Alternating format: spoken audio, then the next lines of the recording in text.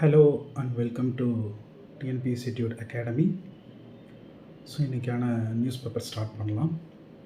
So first news பாருங்கள், Indian express.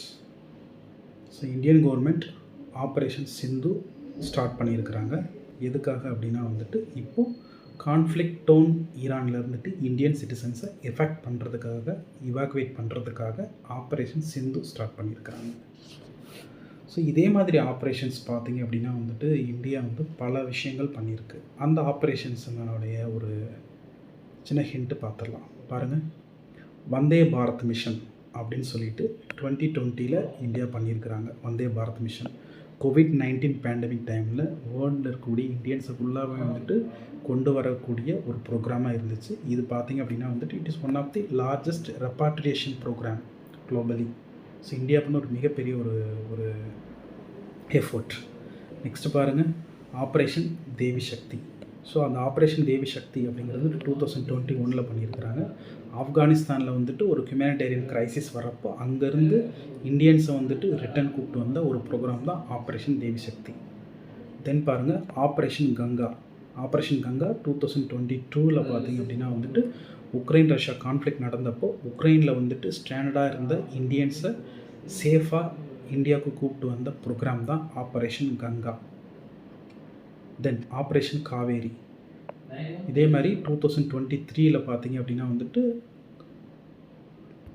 Sudan conflict நடந்துகிட்டு இருந்த பீரியடில் இந்தியன்ஸ் சேஃபாக கொண்டு வந்த ப்ரோக்ராம் தான் ஆப்ரேஷன் காவேரி. தென் ஆப்ரேஷன் அஜய். ஆப்ரேஷன் அஜய் 2023 எடுக்கிறாங்க. ஸோ இந்த டைமில் பார்த்திங்க அப்படின்னா இஸ்ரேலில் இருந்த ஹாஸ்டிலிட்டிஸ் இருந்த பீரியடில் இந்தியன்ஸை சேஃபாக கொண்டு வந்த ப்ரோக்ராம் இது. இப்போ ரீசெண்ட் டைமில் 2024 ஆப்ரேஷன் இந்திராவதி அப்படின்னு ஒரு ப்ரோக்ராமை இந்தியன் கவர்மெண்ட் எடுத்துச்சு. ஹைதியில் அங்கே இருக்கக்கூடிய இந்தியன்ஸை சேஃபாக கொண்டு வந்து சேர்த்த ஒரு ப்ரோக்ராமாக இருக்குது. This are all the programs.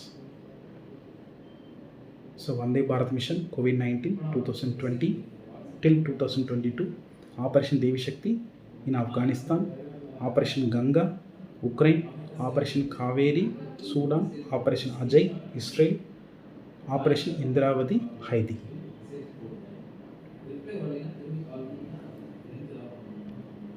So this is the first news.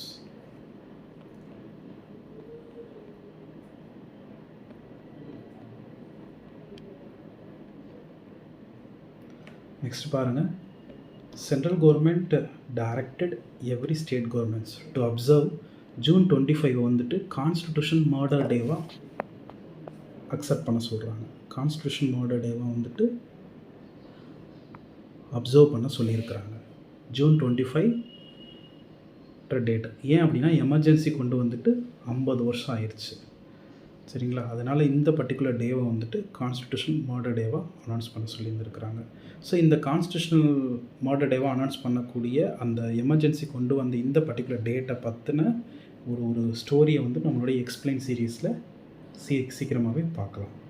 Next topic பாருங்கள், ஃபாஸ்ட் டேக் பாஸ் ஸ்கீம். நமக்கு தெரியும், ஹைவேஸில் பார்த்திங்கன்னா national highway authority of India என்ன பண்ணியிருக்காங்கன்னா ஃபாஸ்ட் டேக் அப்படிங்கிற ஒரு ஸ்கீம் கொண்டு வந்திருந்தாங்க. எதுக்காக அப்படின்னா ஒரு சீம்லெஸ் ட்ராவல் பர்பஸ்க்காக கொண்டு வந்தது. ஸோ டோல்ஸில் டோல் கலெக்ஷனில் பார்த்திங்க அப்படின்னா அங்கே இருக்கக்கூடிய டிலேவை தடுக்கிறதுக்காக கொண்டு வந்த ஒரு ஸ்கீம் தான். இதில் பார்த்திங்கன்னா ஃப்ரீக்வெண்ட்டாக நேஷ்னல் ஹைவே யூஸ் பண்ணக்கூடிய யூசர்ஸ்க்கு கொஞ்சம் இது டிஃபிகல்ட்டாக தான் இருந்துச்சு. ஒவ்வொரு முறையும் செட்டன் அமௌண்ட் பே பண்ணுறப்ப பார்த்திங்க அப்படின்னா அதிகமாக ஸ்பெண்ட் பண்ணக்கூடிய ஒரு சிச்சுவேஷன் இருந்துச்சு. இதை சரி பண்ணுறதுக்காக இப்போ யூனியன் கவர்மெண்ட் ஒரு ஸ்கீம் இன்ட்ரடியூஸ் பண்ணியிருக்காங்க. ஒரு புது விஷயம் என்ன அப்படின்னு கேட்டிங்கன்னா 3000 rupees நீங்கள் பே பண்ணிக்கலாம்.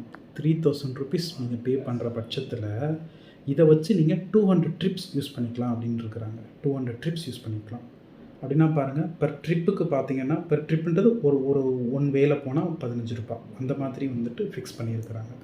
இது பர்டிகுலர்லி எதுக்கு பொருந்தும் அப்படின்னா இந்த scheme is applicable only for the highways as well as expressways. Central கவர்மெண்ட்டுடைய ஜூரிஸ்டிக்ஷன் இருக்கக்கூடிய ஹைவேஸ்க்கு மட்டும்தான் இது பொருந்தும். ஓகேங்களா? இந்தியாவில் பார்த்திங்க அப்படின்னா national highway authority of India அப்படிங்கிறவங்க நேஷ்னல் ஹைவேஸினுடைய construction as well as maintenance வந்து இவங்களுடைய முக்கியமான பொறுப்பாக இருக்குது.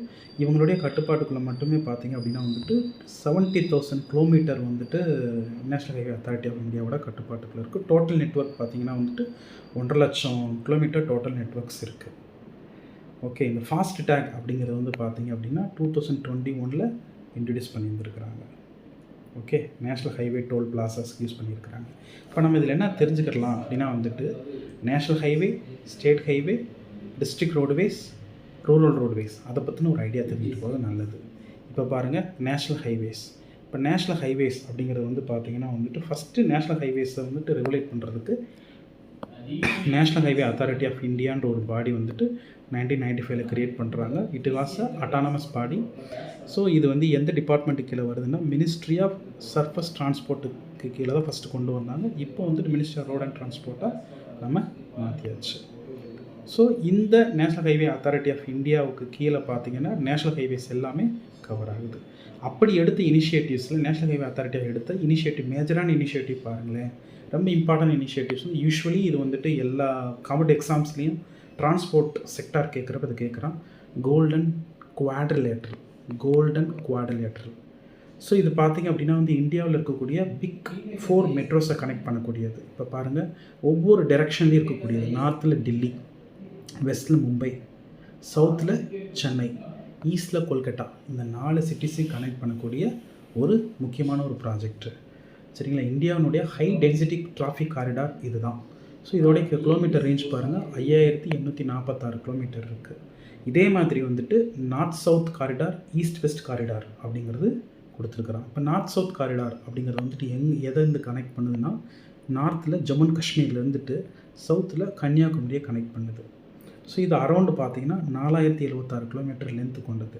இதே ஈஸ்ட் வெஸ்ட் காரிடார் அப்படிங்கிறது வந்துட்டு அஸ்ஸாமில் இருந்துட்டு குஜராத்தை கனெக்ட் பண்ணுது. அஸ்ஸாமில் சில்சார் அப்படிங்கிற ஒரு பிளேஸில் இருந்துட்டு குஜராத்தில் போர்பந்தில் கனெக்ட் பண்ணுது.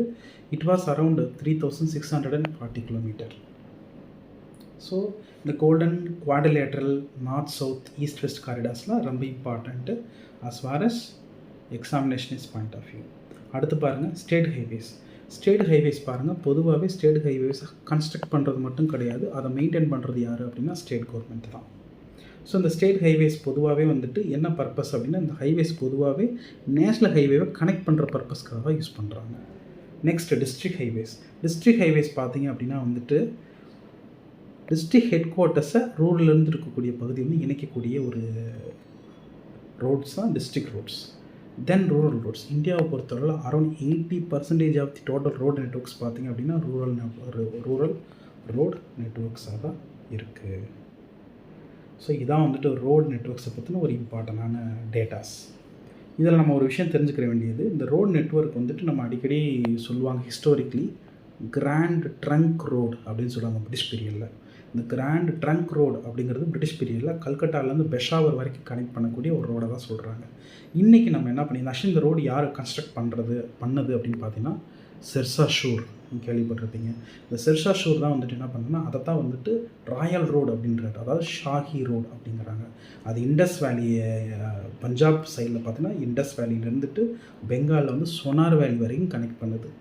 அதை பிரிட்டிஷ் பீரியடில் வந்துட்டு இது கிராண்ட் ட்ரங்க் ரோடு அப்படின்னு ரீநேம் பண்ணாங்க.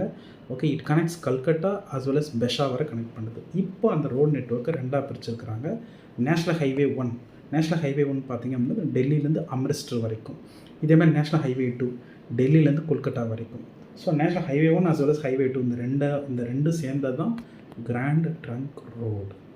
ஸோ நம்ம வந்துட்டு நேஷ்னல் ஹைவே அத்தாரிட்டி அந்த நியூஸ் பார்த்தோம். அதனால் வந்து நேஷ்னல் ஹைவே, ஸ்டேட் ஹைவே, இதை தாண்டி பார்த்திங்க அப்படின்னா வந்துட்டு national highway authority of India எடுத்த இம்பார்ட்டன்ட் இனிஷியேட்டிவ்ஸ் நம்ம இப்போ பார்த்துருக்குறோம்.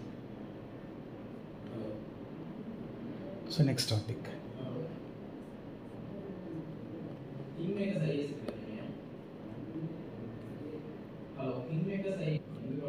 நெக்ஸ்ட் நியூஸ் பாருங்கள்.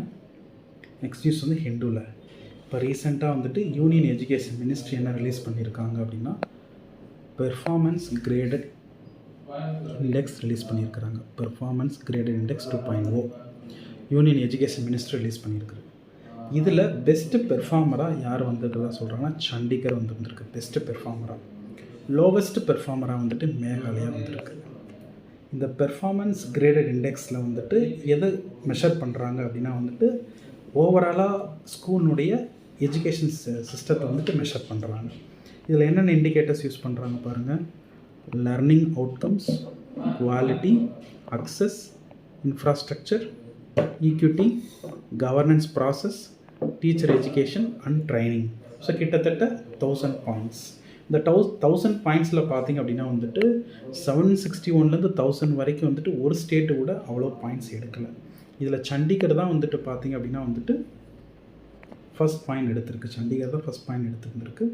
ஸோ அரௌண்டு 719 ஸ்கோர் வந்து 719. ஓகே. ஸோ இதில் இப்போ நம்ம பார்த்த இந்த இண்டெக்ஸ் பிரகாரம் பீகாரும் தெலுங்கானாவும் தான் வந்துட்டு ஹையஸ்ட் இம்ப்ரூவ்மெண்ட் நடந்திருக்கு. இதுக்கு முன்னாடி எடுத்த பெர்ஃபார்மன்ஸ் கிரேட் இண்டெக்ஸ் கூட கம்பேர் பண்ணுறப்போ ஹையஸ்ட் இம்ப்ரூவ்மெண்ட்டு இங்கே தான் நடந்திருக்கு. As far as infrastructure is concern டெல்லியும் தெலுங்கானாவும் ஹையஸ்ட் இம்ப்ரூவ்மெண்ட் காமிச்சிருக்கிறாங்க. ஸோ பெர்ஃபார்மன்ஸ் கிரேடட் இண்டெக்ஸ் அப்படின்னு கேட்பாங்க. இந்த பெர்ஃபார்மன்ஸ் கிரேடட் இண்டெக்ஸில் வந்து யார் ரிலீஸ் பண்ணுறா, what are the indicators used here, who is the top performer, who is the least performer அப்படின்னு கொடுக்கலாம். நெக்ஸ்ட் டாபிக் பாருங்கள். யுவ பால் புரஸ்கார் அவார்டு அனௌன்ஸ் பண்ணியிருக்கிறாங்க. 2024க்கான யுவ பால் புரஸ்கார் அவார்டு அனௌன்ஸ் பண்ணியிருக்கிறாங்க. ஸோ இது வந்துட்டு கொடுக்குறது யாருன்னா சாகித்ய அகாதமி தான் கொடுக்குது. இதில் பார்த்திங்க அப்படின்னா வந்துட்டு ஒரு காப்பர் பிளேக் அதை தாண்டி அவார்டு பார்த்திங்கன்னா வந்துட்டு ஒரு 50,000 rupees அவார்டாக கொடுக்குறாங்க. நெக்ஸ்ட்டு பாருங்கள். இப்போ ரீசெண்டாக வந்துட்டு விக்ஷித் கிருஷி சங்கல்ப் அபியான் அப்படின்னு ஒரு கேம்பெயின் நடத்தியிருக்கிறாங்க. விக்ஷித் கிருஷி சங்கல்ப் அபியான் அப்படின்னு சொல்லிட்டு இந்த கேம்பெயின் இந்த கேம்பெயின் வந்து இந்தியன் கவர்மெண்ட் நடத்துறது. இந்த கேம்பெயினில் என்ன பண்ணியிருக்கிறாங்க அப்படின்னு பார்த்தீங்கன்னா, Indian scientist particularly ICR Indian council of agriculture ரிசர்ச்சில் வந்துட்டு சயின்டிஸ்ட் வந்து ஃபார்மர்ஸை மீட் பண்ணக்கூடிய ஒரு ப்ரோக்ராமாக இருந்துருக்கு. இந்த இடத்துல ஃபார்மர்ஸ் என்ன சொல்லியிருக்கிறாங்கன்னா, அவங்களுடைய ப்ராப்ளமாக வந்துட்டு 2 விஷயத்தை ஹைலைட் பண்ணியிருக்கிறாங்க. ஒன்று, சப்ஸ்டாண்டர்ட் சீட்ஸும் பெஸ்டிசைடும் நம்மளுக்கு ஃபார்மர்ஸ்க்கு வரதா சொல்லியிருக்கிறாங்க. இதை சரி பண்ணுறதுக்காக வந்துட்டு பார்த்திங்க அப்படின்னா வந்துட்டு அக்ரிகல்ச்சர் மினிஸ்ட்ரியும் என்ன பண்ணியிருக்கு அப்படின்னா, கண்டிப்பாக வந்துட்டு அஸ் பர் சீட் ஆக்ட் மூலமாக வந்துட்டு ஸ்ட்ரிஞ்சன்ட் குவாலிட்டி கண்ட்ரோல் மெஷர்ஸ் எடுப்போம், ஃபார்மர்ஸ்க்கு ஹை குவாலிட்டி சீட்ஸ் கொடுக்குறத நாங்கள் உறுதி செய்கிறோம் அப்படின்னு சொல்லியிருக்கிறாங்க. இந்த கேம்பெயின் வந்து யார் நோடல் ஏஜென்சியாக வேலை செய்கிறாங்க அப்படின்னா வந்துட்டு ஒவ்வொரு டிஸ்ட்ரிக்ட்லையும் இருக்கக்கூடிய கிருஷி விஞ்ஞான் கேந்திரா இவங்க தான் பார்த்திங்கன்னா வந்துட்டு nodal agency in every district. So சயின்டிஸ்ட்டை ஃபார்மர்ஸ்கிட்ட கொண்டு போய் சேர்க்க வேண்டிய வேலையை யார் பண்ணுறாங்க அப்படின்னா அந்த கிருஷி விஞ்ஞான் கேந்திரா பண்ணுறாங்க. இந்த கேம்பெயினுடைய பேர் சொல்லுங்கள், விக்ஷித் கிருஷி சங்கல்ப் அபியான். ஸோ நெக்ஸ்ட், இப்போ ரீசெண்ட் டைமில் பார்த்திங்கன்னா champion of digital media award south Asia 2025 அந்த அவார்டு வந்துட்டு ஹிந்து வாங்கியிருக்கு. டிஜிட்டல் மீடியாவில் இருக்கக்கூடிய ஹிந்து பத்திரிக்கை வாங்கியிருக்கு. ஸோ நெக்ஸ்ட், இப்போ கொஞ்சம் நாளைக்கு முன்னாடி 2022 ஒரு ப்ராப்ளம் வந்துச்சு. என்ன அப்படின்னா வந்துட்டு வெஸ்ட் பெங்காலுக்கு அலோகேட் பண்ண ஃபண்டை வந்துட்டு என்ன பண்ணிக்கன்னா மிஸ் அப்ராப்ரியேஷன் நடந்திருக்கு அப்படின்னு சொல்லிட்டு யூனியன் கவர்மெண்ட் 2022 வந்துட்டு வெஸ்ட் பெங்காலுக்கு அதுக்கு பிறகு ஃபண்ட் அலோகேஷன் நிப்பாட்டிட்டாங்க. இப்போ வரைக்கும் அலோகேட் பண்ணலை. இதை கல்கட்டா ஹைகோர்ட் வந்து என்ன பண்ணியிருக்காங்கன்னா, ப்ராப்பராக நீங்கள் அலோகேட் பண்ணுங்கள். ஸோ மிஸ் அப்ராப்ரியேஷன் பண்ணதுக்காக வந்துட்டு ஃபண்டு ஃப்ளோவை ஸ்டாப்பேஜ் பண்ணணும், அதுவும் வந்துட்டு இவ்வளோ நாள் ஸ்டாப்பேஜ் பண்ணுறதுன்றது சரி கிடையாது அப்படின்னு சொல்லிட்டு யார் சொல்லியிருக்கிறாங்கன்னா வந்துட்டு வெஸ்ட் பெங்கால் ஹைகோர்ட் சொல்லியிருக்கு.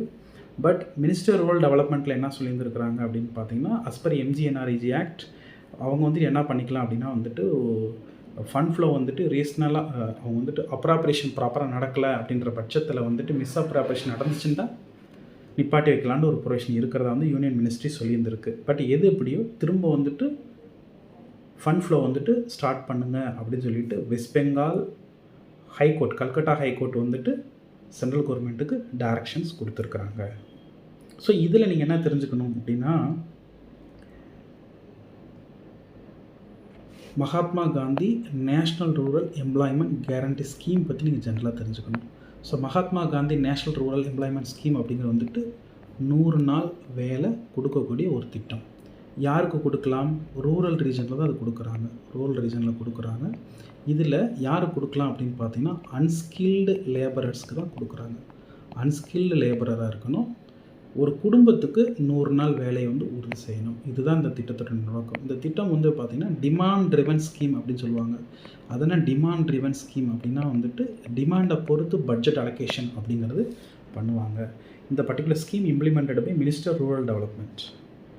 நெக்ஸ்ட் பாருங்கள், மினிஸ்ட்ரி ஆஃப் கன்சியூமர் அஃபேர்ஸ் வந்துட்டு ஒரு விஷயத்த சொல்லியிருக்கிறாரு. என்ன அப்படின்டா,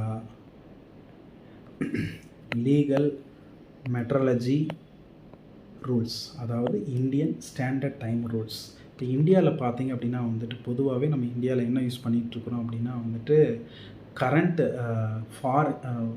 டைம் கம்ப்ளைண்ட்ஸ்க்கு வந்துட்டு நம்ம யாரை தான் இன்னும் ரிலே பண்ணிகிட்ருக்கோம்னா ஃபாரின் டைம் சோர்ஸஸ் தான் நம்ம ரிலே பண்ணிகிட்ருக்குறோம். பர்டிகுலர்லி வந்துட்டு எதுக்காக அப்படின்னா வந்து நம்மளுடைய முக்கியமான எஸ்டாப்ளிஷ்மெண்ட்டுக்குலாம் ஸ்டாண்டர்ட் டைம் இருக்கணுன்றக்காக. ஈவன் தான் நம்மக்கிட்ட வந்து பார்த்திங்க அப்படின்னா வந்துட்டு ரீஜனல் லெபார்ட்ரி, ஃபிசிக்கல் லெபார்ட்ரிஸ் இருந்தாலும் கூட இன்ன வரைக்கும் ஃபாரின் டைம் சோர்ஸஸ் தான் நம்ம பிலீவ் பண்ணிக்கிட்டு இருந்தோம். இப்போது அந்த குளோபல் ஸ்டாண்டர்டில் நம்ம வந்து பார்த்திங்கன்னா நம்மகிட்ட இருக்கக்கூடிய இன்ஃப்ராஸ்ட்ரக்சர் யூஸ் பண்ண வேண்டிய டைம் வந்துருச்சு அப்படின்னு சொல்லி தான் என்ன பண்ணுறாங்கன்னா யூனியன் கவர்மெண்ட் இன்ட்ரடியூஸ் பண்ணியிருக்கிறாங்க. இதுக்கு பேர் என்ன சொல்லுவாங்கன்னா டைம் டிசமினேஷன் ப்ராஜெக்ட் அப்படின்னு சொல்லுவாங்க. இந்த டைம் டிசமினேஷன் ப்ராஜெக்டில் வந்து பார்த்திங்க அப்படின்னா வந்துட்டு நம்மளோட சிஎஸ்ஐஆர்னுடைய ஃபிசிக்கல் லெபார்ட்ரிஸ் பர்டிகுலர்லி ஒரு 6 பிளேசஸில் இருக்குது. Okay, national physical laboratory as well as ISRO இவங்கெல்லாம் சேர்ந்து தான் வந்து இந்த ப்ராஜெக்டை ரன் பண்ணுறாங்க. அந்த ஃபிசிக்கல் லெபார்ட்ரி அப்படிங்கிறது பார்த்திங்கன்னா அகமதாபாத், பெங்களூரு, புவனேஸ்வர், ஃபரிதாபாத், கவுஹாத்தியில் அமைஞ்சிருக்கு. ஸோ இனிமேல் பார்த்திங்கன்னா வந்துட்டு ஸ்டாண்டர்டாக நம்மளுடைய ஓன் இன்ஃப்ராஸ்ட்ரக்சரை வச்சு நம்ம என்ன பண்ண போகிறோம் அப்படின்னு பார்த்திங்கன்னா வந்துட்டு ரிலே பண்ண போகிறோம் அப்படின்னு சொல்லியிருந்துருக்குறாங்க. Okay, this was one important news.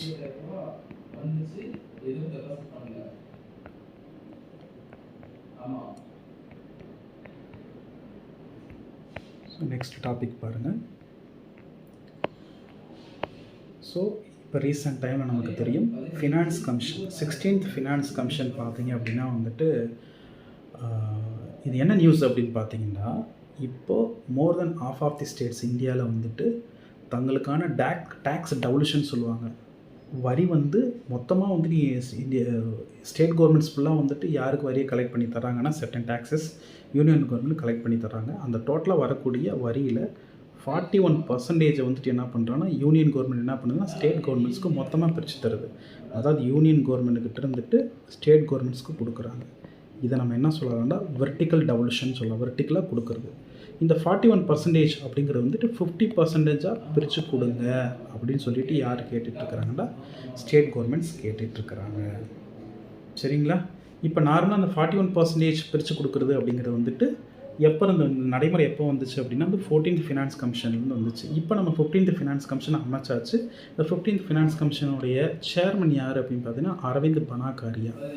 So இந்த 15th ஃபினான்ஸ் கமிஷனோட ரெக்கமெண்டேஷன் வந்துட்டு கொடுத்துருக்குறாங்க. ஸோ இந்த ரெக்கமெண்டேஷன் எப்போ வந்து நடைமுறைக்கு வரப்போகுது அப்படின்னு பார்த்தீங்கன்னா April 1, 2026 நடைமுறைக்கு வரப்போகுது. ஸோ 5 years நடைமுறைக்கு வரப்போகுது. ஸோ இதில் நம்ம என்ன தெரிஞ்சுக்கிற வேண்டியது இருக்குன்னா ஃபினான்ஸ் கமிஷனை பற்றி ஒரு ஹிண்ட் நம்ம வந்து தெரிஞ்சுட்டு வர்றது பெட்டராக இருக்கும். ஸோ பாருங்கள், ஃபினான்ஸ் கமிஷன் அப்படிங்கிறது என்ன, article 280 of the Indian constitution என்ன சொல்லுது அப்படின்னு பார்த்தீங்கன்னா ஃபினான்ஸ் கமிஷன் அப்படின்னு ஒன்று வேணும். நம்ம வந்து கண்டிப்பாக ஃபினான்ஸ் கமிஷன் ஒன்று அமைக்கணும். அந்த ஃபினான்ஸ் கமிஷனுடைய வேலை என்னவாக இருக்கலாம் அப்படின்னா வந்துட்டு இட் ஷுட் கிவ் ரெக்கமெண்டேஷன். எதுக்காகண்டா டோட்டலாக வந்துட்டு எவ்வளோ வந்துட்டு டேக்ஸஸ் கலெக்ட் ஆகுதோ அதை என்ன பேசிஸில் யூனியன் கவர்மெண்ட்டுக்கு ஸ்டேட் கவர்மெண்ட்டுக்கு இடையில பிரித்து தரணும் அப்படிங்கிற விஷயத்தை வந்துட்டு இந்த ஃபினான்ஸ் கமிஷன் வந்து கொடுக்கணும் அப்படின்றாங்க. எந்த பேசிஸில் பிரித்து தரணுன்றதை வந்துட்டு நம்ம என்ன சொல்லலாம், டேர்ம்ஸ் ஆஃப் ரெஃபரன்ஸ் அப்படின்னு சொல்லுவாங்க. சரிங்களா? ஸோ இப்போ நம்ம ஃபினான்ஸ் கமிஷன் போட்டாச்சு. இதுக்கு முன்னாடி இந்த ஃபினான்ஸ் கமிஷன் என்ன சொல்லுவோம் அப்படின்னா வந்து 15th ஃபினான்ஸ் கமிஷன் 2017 அமைச்சிருந்துருக்குறாங்க. இந்த 15th ஃபினான்ஸ் கமிஷனோட ரெக்கமெண்டேஷன் பார்த்தீங்கன்னா வந்துட்டு டில் April 2026 வரைக்கும் இருக்க போது. April 2026க்கு பிறகு 16th ஃபினான்ஸ் கமிஷனோட ரெக்கமெண்டேஷன் வந்து நடைமுறைக்கு வரப்போகுது. இதில் எதை பேஸ் பண்ணி பிரித்து கொடுக்குறதுன்றதை வந்து டேர்ம்ஸ் ஆஃப் ரெஃபரன்ஸ்னு சொல்லுவோம். அந்த டேர்ம்ஸ் ஆஃப் ரெஃபரன்ஸ்க்கு வந்துட்டு அந்த இதை யார் வடிவமைக்கிறதுனா working group of the finance commission தான். சொல்லப்போனால் வந்து இந்த ஒர்க்கிங் குரூப்னு ஒன்று க்ரியேட் பண்ணுறாங்க which will be headed by finance secretary. அதை தாண்டி வந்துட்டு செக்ரட்டரி டு தி எக்ஸ்பெண்டிச்சர், அதே மாதிரி economic affairs secretary, revenue secretary, financial services secretary, chief economic advisor, Niti ஆயோக்குடைய சேர்மன், பட்ஜெட்னுடைய அடிஷனல் செக்ரட்டரி, இவங்க எல்லாமே சேர்ந்து தான் they will provide terms of references. இந்த டேர்ம்ஸ் ஆஃப் ரெஃபரன்சஸை பேஸ் பண்ணி தான் வந்து பார்த்திங்கன்னா வந்துட்டு உங்களுக்கு என்ன நடக்கும் அப்படின்னா, வெர்டிக்கல் ரெவல்யூஷனில் வந்து 41% பிரித்து கொடுத்துட்றாங்க. யார்? யூனியன் கவர்மெண்ட் வந்துட்டு ஸ்டேட் கவர்மெண்ட்ஸ் கொடுத்துட்றாங்க. பட் எவ்வளோ பணம் வருதோ அதை வந்துட்டு ஒவ்வொரு ஸ்டேட் கவர்மெண்ட்டுக்கு நம்ம பிரித்து கொடுக்கணும் இல்லையா? இதை நம்ம என்ன சொல்லுவோம்னா ஹரிசாண்டல் ரெவல்யூஷன் சொல்லுவாங்க. இப்போ எடுத்துக்காட்டுக்கு பீகார் இருக்குது, யூபி இருக்குது, இதே இடத்துல வந்து தமிழ்நாடு இருக்குன்னா இவங்களுக்கு இடையில எப்படி பிரித்து கொடுக்குறது? ஒட்டுக்கா 41% கொடுத்துட்டாங்க. ஓகே, இதை நம்ம வெர்டிக்கல் ரெவல்யூஷன் சொல்கிறோம். அந்த ஹரிசாண்டல் ரெவல்யூஷன்றது எதை பேஸ் பண்ணி இருக்குது அப்படின்னு பார்த்தீங்கன்னா, லாஸ்ட்டாக நம்ம இம்ப்ளிமெண்ட் பண்ணிக்கிட்டு இருந்த 15th ஃபினான்ஸ் கமிஷன் ரெக்கமெண்டேஷன் பிரகாரம் ஹரிசாண்டல் ரெவல்யூஷனில் பார்த்தீங்க அப்படின்னா ஹை வெயிட்டேஜ் வந்து எதுக்கு கொடுத்துருக்காங்கன்னா, பாப்புலேஷனுக்கும் இன்கம் டிஸ்டன்ஸுக்கும் கொடுத்துருக்குறாங்க. ரொம்ப முக்கியம், பாப்புலேஷன் இன்கம் டிஸ்டன்ஸ். இந்த பாப்புலேஷன் அப்படிங்கிறது பார்த்தீங்கன்னா நம்ம சதர்ன் ஸ்டேட்ஸ் தான் நம்ம நல்லா பெட்டராகவே பெர்ஃபார்ம் பண்ணிட்டோம். நீங்கள் கேள்விப்பட்டிருப்பீங்க டோட்டல் ஃபர்டிலிட்டி ரேட் அப்படின்னு சொல்லுவாங்க. டோட்டல் ஃபர்டிலிட்டி ரேட் அப்படிங்கிறது பார்த்தீங்க அப்படின்னா வந்துட்டு ஒரு பெண் பார்த்திங்கன்னா வந்துட்டு பெற்றெடுக்கக்கூடிய வயதில் எத்தனை குழந்தைகள் பெற்றெடுக்கிறாங்க அப்படிங்கிறத நம்ம டோட்டல் ஃபர்டிலிட்டி ரேட் அப்படின்னு சொல்கிறோம். இப்போது வேர்ல்டு ஃபுல்லாகவே ஒரு காலத்தில் பார்த்திங்கன்னா 5 இருந்துச்சு. ஸ்டார்டிங்கில் ஒவ்வொரு பெண்ணும் 5 குழந்தைகளை பெற்றெடுத்த காலத்தில் இருந்துட்டு இப்போ கிட்டத்தட்ட மேக்ஸிமம் நம்பர் ஆஃப் கண்ட்ரீஸில் வந்துட்டு டோட்டல் ஃபர்டிலிட்டி ரேட் 2க்கு வந்துடுச்சு. Which means total fertility rate displacement அப்படின்னு சொல்லுவாங்க. ஸோ அதை வந்துட்டு இதை ரீப்ளேஸ்மெண்ட் ஃபர்டிலிட்டின்னு சொல்லுவாங்க. அந்த 2க்கு வந்திருக்கு. இப்போ நம்ம சதர்ன் ஸ்டேட்ஸ்லாம் நல்லாவே பெர்ஃபார்ம் பண்ணிட்டாங்க. பட் நார்தர்ன் ஸ்டேட்ஸ், பர்டிகுலர் பீமார் ஸ்டேட்ஸ்னு சொல்லுவோம் இல்லையா, பீகார், யூபி, மத்திய பிரதேஷ், இப்போ இதில் பர்டிகுலர்லி பீகார், யூபிலாம் பார்த்தீங்கன்னா இன்றைக்குமே வந்துட்டு டோட்டல் ஃபர்டிலிட்டி ரொம்ப மோசமாக தான் பெர்ஃபார்ம் பண்ணிக்கிட்டு இருக்கிறாங்க. ஸோ அவங்க நல்லா பெர்ஃபார்ம் பண்ணலைன்றதுக்காக வந்துட்டு இவங்க பாப்புலேஷன் பார்த்திங்கன்னா வந்து அதுக்கு நிறைய வெயிட்டேஜ் கொடுத்ததோ, இன்கம் டிஸ்டன்ஸுக்கும் பார்த்திங்கன்னா வெயிட்டேஜ் ஜாஸ்தி கொடுத்துருக்குறாங்க. பட் சதர்ன் ஸ்டேட்ஸ்லாம் பார்த்திங்கன்னா வந்துட்டு இண்டஸ்ட்ரீஸ்க்கு இம்பார்ட்டன்ஸ் கொடுத்து இன்கம் ஜென்ரேஷன் பெட்டராகவே பெர்ஃபார்ம் பண்ணியிருந்துருக்குறாங்க. அதனால் இதை வச்சு நீங்கள் இனி கொடுக்காதீங்க அப்படிங்கிறது யாரோட வாதமாக இருக்குது அப்படின்னா சதர்ன் ஸ்டேட்ஸ்னுடைய வாதமாக இருக்குது. எது எப்படியோ டேர்ம்ஸ் ஆஃப் ரெஃபரன்சஸ் வந்துட்டு இந்த கவர்மெண்ட் கொண்டு வந்துட்டு தான் நமக்கு தெரிய வரும். இதை தாண்டி இப்போ இருக்கக்கூடிய ஃபினான்ஸ் கமிஷனுடைய சேர்மன் அரவிந்த் பனாகரே என்ன சொல்லியிருக்காரு அப்படின்னு கேட்டிங்கன்னா, 50% நீங்கள் கேட்குறீங்க, சடனாக 50% வந்து வெர்டிக்கல் ரெவல்யூஷனில் கொடுக்குறது வந்துட்டு எந்த அளவுக்கு சரியாக இருக்குன்னு தெரியல. ஏன் அப்படின்னு கேட்டிங்கன்னா 41% வச்சுட்டு அதிகமான பர்சன்டேஜ் யூனியன் கவர்மெண்ட் வச்ச பர்பஸே என்ன அப்படின்னு பார்த்தீங்கன்னா டிஃபென்ஸ்க்கு அதிகமாக நம்ம ஸ்பெண்ட் பண்ண வேண்டியது இருக்குது, டிஃபென்ஸ் இன்ஃப்ராஸ்ட்ரக்சருக்கு. இதை தாண்டி பார்த்தீங்க அப்படின்னா வந்துட்டு கேபிட்டல் எக்ஸ்பெண்டிச்சருக்கு அதிகமாக ஸ்பெண்ட் பண்ண வேண்டியது இருக்குது. ஸோ அதனால் அட்டஸ்டச்சில் 50% கொடுக்குறதுன்றது வந்துட்டு இப்போ ஃபினான்ஷியலி ஃபீஸிபிள் இல்லாத ஒரு விஷயமா இருக்குது. ஸோ இனிஷியலாக இப்போதைக்கு என்ன பண்ணுறோம் அப்படின்னா வந்துட்டு ஒரு மெக்கானிசம் ஸ்டார்ட் பண்ணுறோம், லீனியன்சியில் கொஞ்சம் கொஞ்சமாக வந்து இன்க்ரீஸ் பண்ண பார்க்குறோம் அப்படின்னு சொல்லியிருக்கிறாங்க. இதில் நிறைய ஸ்டேட்ஸ் இன்னொரு விஷயத்தை என்ன கேட்குறாங்க அப்படின்னா, apart from taxes union government வந்துட்டு செஸஸ் அஸ் வெல் அஸ் சர்சார்ஜஸ்ன்னு சொல்லிட்டு போட்டுடுறாங்க. அதெல்லாம் பார்த்தீங்க அப்படின்னா நிறைய விஷயங்கள் இப்போ இன்கம் டேக்ஸில் போடுறாங்க. இதை தாண்டி நீங்கள் கூட்ஸ் வாங்கிட்டு வந்தீங்கன்னா ஒவ்வொரு கூட்ஸும் சர்சார்ஜ் அப்படிங்கிற ஒரு விஷயம் இருக்குது. இந்த செஸ்ஸு சர்சார்ஜெல்லாம் பார்த்தீங்க அப்படின்னா வந்துட்டு யாருக்கு பிரித்து தர முடியாத ஒரு டேக்ஸ் ஸ்ட்ரக்சர் அப்படின்னா வந்துட்டு ஸ்டேட் கவர்மெண்ட்ஸ் பிரித்து தர முடியாதவை. அதை வந்து ஸ்டேட் கவர்மெண்ட்டுக்கு யார் கேட்குறாங்க அப்படின்னா பிரித்து தாங்கன்னு கேட்குறாங்க இப்போ இருக்கக்கூடிய ஸ்டேட் கவர்மெண்ட்ஸ். இதுதான் இஷ்யூ போயிட்டுருக்கு. Will see what will happen after the terms of references அப்படிங்கிற வந்துட்டு பிறகு என்ன நடக்குதுன்றதை நம்ம பார்க்கலாம். ஸோ நெக்ஸ்ட் நியூஸ் பாருங்கள். யூஎன் ஓஷன் கான்ஃபரன்ஸ் அப்படின்னு இப்போ ஒன்று நடந்திருக்கு. அதனால் சார் யூஎன் ஓஷன் கான்ஃபரன்ஸ், இதை நம்ம இன்னொரு வார்த்தை சொல்லி கூப்பிடுறாங்க, பயோடைவர்சிட்டி பியாண்ட் நேஷ்னல் ஜூரிஸ்டிக்ஷன் அக்ரிமெண்ட்டுன்றாங்க. அதாவது இன்றைக்கி வரைக்கும் எந்த ஒரு நாடு இருக்குன்னாலும் அந்த நாட்டினுடைய ஜூரிஸ்டிக்ஷனுக்குள்ளே டெரிட்டோரி லிமிட்டுக்குள்ளே இருக்கக்கூடிய பொருட்களை அந்த நாடு எடுத்துக்குது. ஆனால் இன்டர்நேஷ்னல் வாட்டர்ஸில் பார்த்தீங்கன்னா யார் வேணாலும் என்ன வேணாலும் எடுத்துக்கலாம்ன்ற மாதிரி தான் இருக்குது. அதனால் டெக்னாலஜி பெட்டராக வச்சுருக்க நாடுகளோ வேர்ல்டில் இருக்கக்கூடிய ரிச்சஸ்ட் நாடுகள்லாம் பார்த்திங்க அப்படின்னா வந்துட்டு இண்டிவிஜுவல் கண்ட்ரிஸினுடைய டெரிட்டோரியல் ஜூரிஸ்டிக்ஷனை விட்டுட்டு வெளியில் வந்தால் அவங்க இஷ்டத்துக்கு என்ன பண்ணிக்கிறாங்க, ரிசோர்ஸஸ்லாம் எடுத்துக்கிறாங்க. ஸோ அதனால தான் வந்துட்டு இப்படி விட்டுட்டால் கண்டிப்பாக ஒரு கட்டத்தில் வந்துட்டு ஓஷன் இருக்கக்கூடிய எல்லாத்தையுமே காலி பண்ணிடுவாங்க, மெரைன் டைவர்சிட்டியை ஃபுல்லாகவே காலி பண்ணிடுவானுங்கன்றதுக்காக for the purpose of protecting the oceans இப்படி ஒரு இன்டர்நேஷ்னல் வாட்டர் ட்ரீட்டி அப்படின்றது வேணும். இது மூலமாக நம்ம கண்டிப்பாக எதை கண்ட்ரோல் பண்ண முடியும்? ஓவர் ஃபிஷிங்கை கண்ட்ரோல் பண்ண முடியும், டீப் ஓஷன் மைனிங்கை நம்மளால் கண்ட்ரோல் பண்ண முடியுன்றதுக்காக தான் வந்துட்டு இந்த ஒரு அக்ரிமெண்ட் கொண்டு வராங்க. இந்த அக்ரிமெண்ட் வந்துட்டு இப்போ இந்த கான்ஃபரன்ஸ் நடந்திருக்கு. இந்த கான்ஃபரன்ஸ் வந்து இப்போ ரீசெண்ட்லி வந்து ஃப்ரான்ஸில் நடந்திருக்கு. இந்த ட்ரீட்டியில் கிட்டத்தட்ட இப்போ வரைக்கும் 160 பேர் சைன் பண்ணிட்டாங்க. பட் இன்றைக்கி வரைக்கும் வந்துட்டு ரேட்டிஃபை பண்ணுறது, ஒவ்வொரு கண்ட்ரிஸ்லையும் ரேட்டிஃபை பண்ணுறதுன்றது வந்துட்டு 60 கண்ட்ரிஸில் ரேட்டிஃபை பண்ணுறாங்க. ஏன்னு கேட்டிங்கன்னா, இந்த பர்டிகுலர் அக்ரிமெண்ட் வந்துருச்சுன்னா இட் பிகம் லீகலி பைண்டிங். கண்டிப்பாக ஒத்துக்கிட்டு தான் ஆகணுன்ற மாதிரி ஆயிரும். சட்டப்பூர்வமாக ஆமாம் இந்த பர்டிகுலர் ட்ரீட்டியோடைய சட்டத்திட்டங்களை நான் மதிக்கிறேன் அப்படின்ட்டு ஏற்றுக்கிட்டதா அர்த்தம். இதில் அமெரிக்காவும் சைன் பண்ண இன்னும் ரேட்டிஃபை பண்ணலை, இந்தியாவும் இன்னும் ரேட்டிஃபை பண்ணலை. சரிங்களா?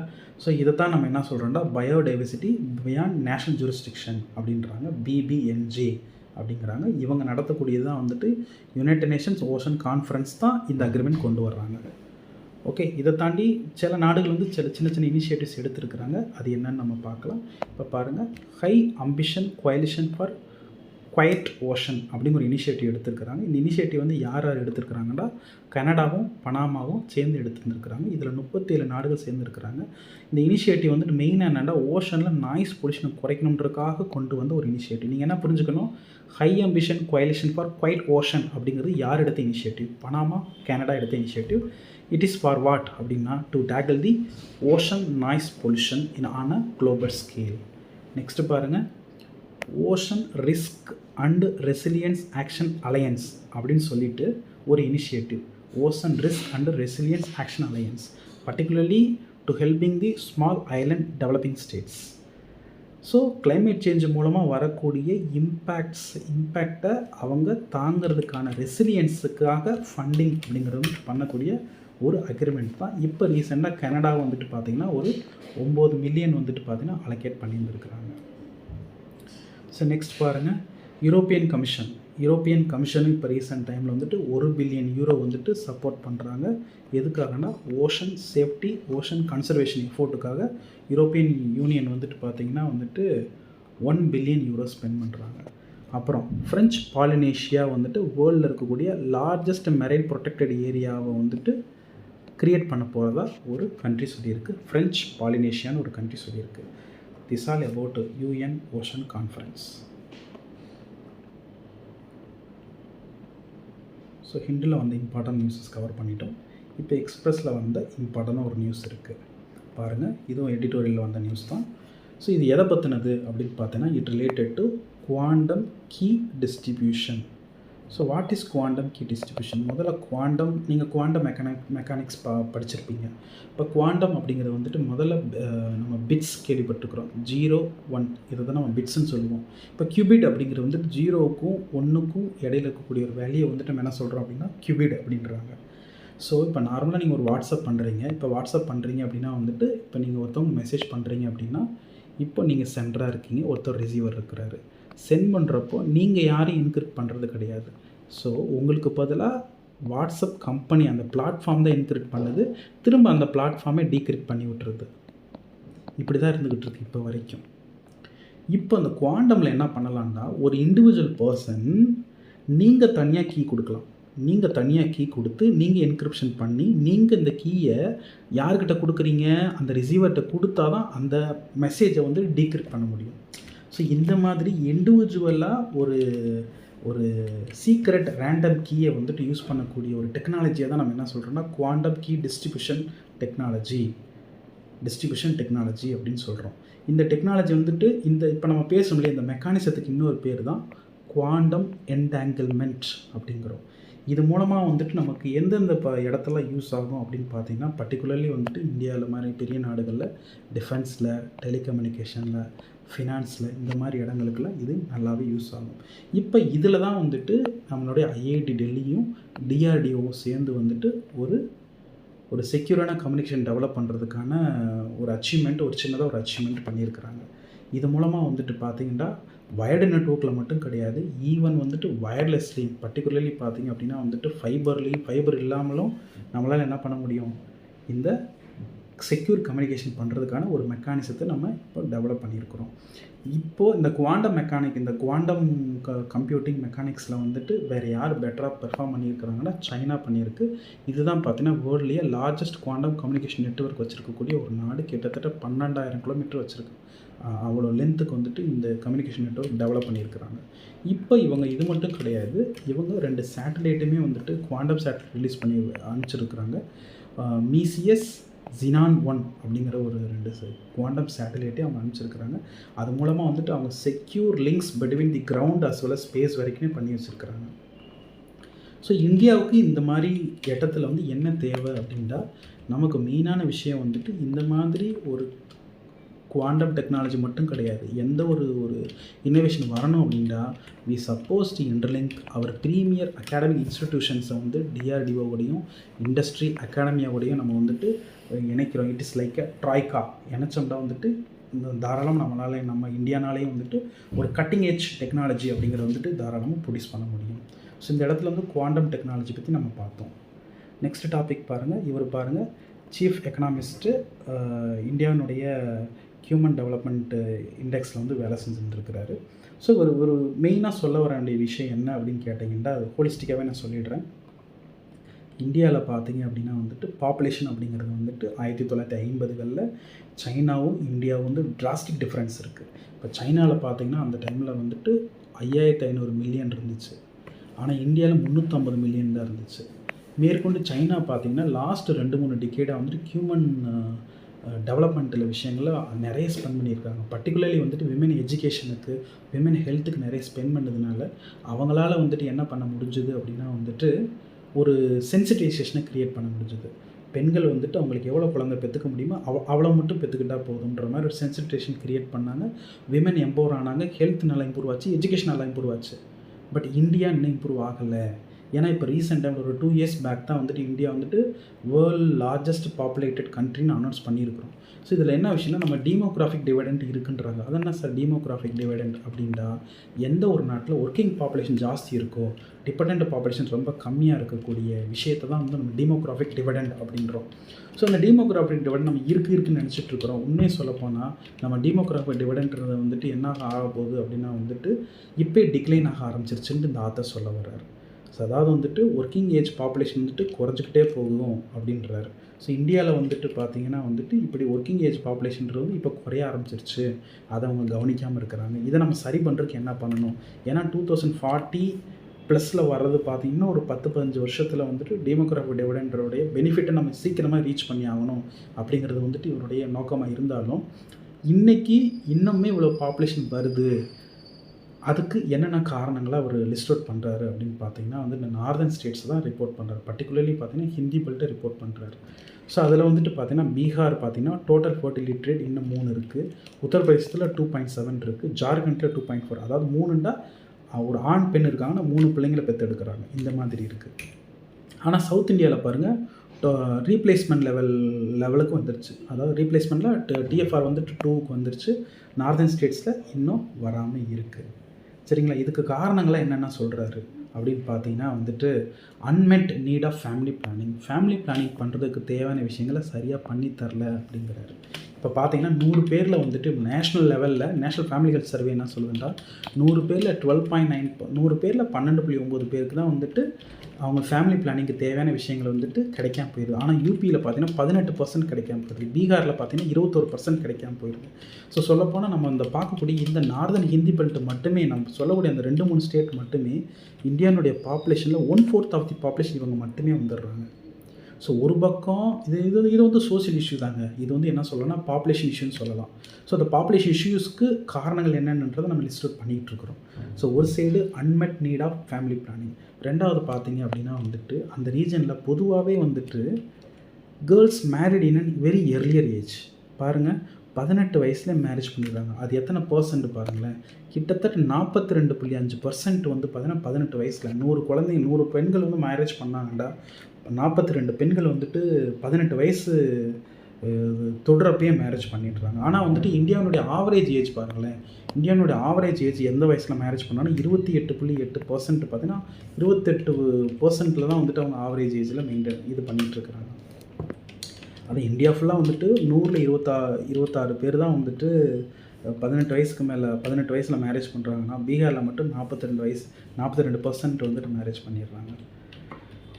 ஸோ இதை தாண்டி வந்துட்டு வேறு எதுவும் பிரச்சனையாக சொல்கிறேன்னா, பப்ளிக் ஹெல்த் மெசேஜிங். அதாவது ஸ்கூலில் நீங்கள் இதை பற்றி எங்கே சென்சிடைசேஷன் பண்ணலாம் அப்படின்னா, ஸ்கூலில் நீங்கள் தாராளமாக சொல்லித்தரலாம். இதோடைய முக்கியத்துவத்தை சொல்லித்தரலாம். சரிங்களா? இதை தாண்டி ஹெல்த் இன்ஸ்டிடியூஷன்ஸில் சொல்லலாம். ஆனால் அதெல்லாம் போய் சரியாக சேரலை அப்படிங்கிறாரு. ஸ்கூல் காலேஜஸில் அதேமாதிரி ஹாஸ்பிட்டல்ஸில் சரியாக போய் சேரலை. இதை தாண்டி பிளானிங் மெத்தட்ஸ் அப்படிங்கிறது வந்துட்டு பொதுவாகவே யூஸ் பண்ண மாட்டுறாங்க. இந்த பெல்ட்டு பொதுவாகவே எந்த ஒரு பிளானிங் மெத்தடும் யூஸ் பண்ண மாட்டுறாங்க அப்படிங்கிறாங்க. கிட்டத்தட்ட வந்துட்டு 53% யாரும் யூஸ் பண்ணுறது இல்லை அப்படின்ட்டு சொல்கிறாங்க.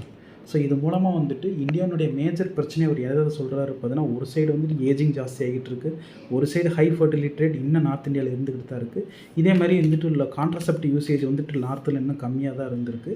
இதை தாண்டி ஹை இன்சிடென்ஸ் ஆஃப் எர்லி மேரேஜஸ்லாம் இருந்துக்கிட்டு தான் இருக்குது. இதை நம்ம அட்ரஸ் பண்ணாத வரைக்கும் உங்களால் இன்னொரு 2 டிகேடுக்குள்ளே தான் வந்துட்டு அந்த டீமோக்ராஃபிக் டிவிடெண்ட் இருக்குது, அதை யூஸ் பண்ண முடியாமல் போகிறதுக்கான வாய்ப்பு இருக்குது. அப்புறம் ஃபுல்லாகவே வந்துட்டு டிபெண்ட் பாப்புலேஷன் ரொம்ப ஜாஸ்தி ஆயிடுவாங்க. அப்போ என்ன பண்ண போகிறீங்க அப்படிங்கிற ஒரு கேள்வி கேட்குறாரு. எந்த ரிப்போர்ட்டை வச்சு கேள்வி கேட்குறாரு அப்படின்னு கேட்டிங்கன்னா, யுனைடெட் நேஷன்ஸ் பாப்புலேஷன் ஃபண்டினுடைய ரிப்போர்ட்டை வச்சு கேள்வி கேட்டிருக்கிறாரு. சரிங்களா? That's all about. ஸோ உங்களுக்கு யூஸ்ஃபுல்லாக அந்த வீடியோ இருந்திருக்குன்னு நாங்கள் நம்புகிறோம். ஸோ கண்டிப்பாக வந்துட்டு இந்த பர்டிகுலர் கரண்ட் அஃபேர்ஸ் வீடியோ பார்த்தீங்க அப்படின்னா ஆஸ்பிரன்ஸ் கம்யூனிட்டிக்கு வந்து ஷேர் பண்ணுறதுக்கு நாங்கள் கேட்டுக்கிறோம். நீங்களும் சப்ஸ்கிரைப் கண்டிப்பாக பண்ணிடுங்க. Stay tune. இதை தாண்டி பார்த்தீங்கன்னா ரெகுலராக வந்துட்டு நம்ம வீடியோஸ் போட ஆரம்பிச்சிடுறோம். தேங்க்யூ.